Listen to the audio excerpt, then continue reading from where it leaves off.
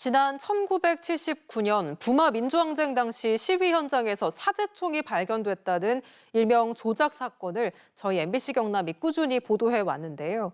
이 사건의 피해자인 정광준 씨가 처음으로 공개 증언을 했습니다. 부마 민주항쟁 진상규명위원회 조사에도 탄력이 붙을 것으로 보입니다. 김태석 기자입니다. 부마 민주항쟁이 부산에서 마산으로 퍼진 이틀 뒤인 1979년 10월 20일 최창림 마산경찰서장이 기자회견을 열었습니다.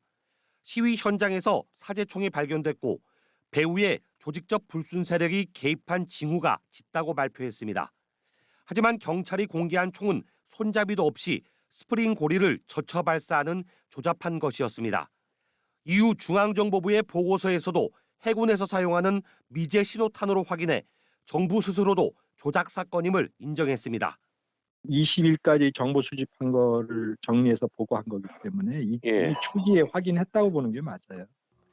바로 이 사제총 조작 사건의 피해자인 정광준 씨가 미국 생활 20년 만에 입국해 지옥 같던 상황을 처음으로 증언했습니다.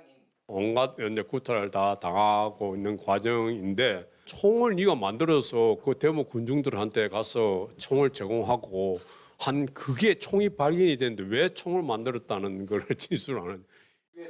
당시 학생운동권으로 부마항쟁의 주동자로 지목됐던 고 김종철 씨의 고향 친구란 점 때문에 누명을 쓴 정 씨는 11.6 박정희 씨의 사건이 발생하지 않았다면 고문에 못 이겨 허위 자백을 했을 수도 있었습니다. 안방에서 이제 소리를 듣는데 이게 이제 생나팔에 하강식도 나오는 그 소리가 아니고 조곡이 나오는 거예요. 그 보안대장이 수고해서 대통령께서 서거하셨어. 뭐 이렇게 하니까 이런 내용들을 부마 민주항쟁 진상규명위원회에 진술할 정 씨는 아픈 역사를 바로잡고 정리하는 데 미랄이 되겠다고 밝혔습니다. 부마 민주항쟁의 대표적 조작 사건 피해자의 첫 증언으로 간첩단 사건 등 여러 가지 조작 사건의 실체적 규명에도 탄력이 붙을 것으로 보입니다. MBC 뉴스 김태석입니다.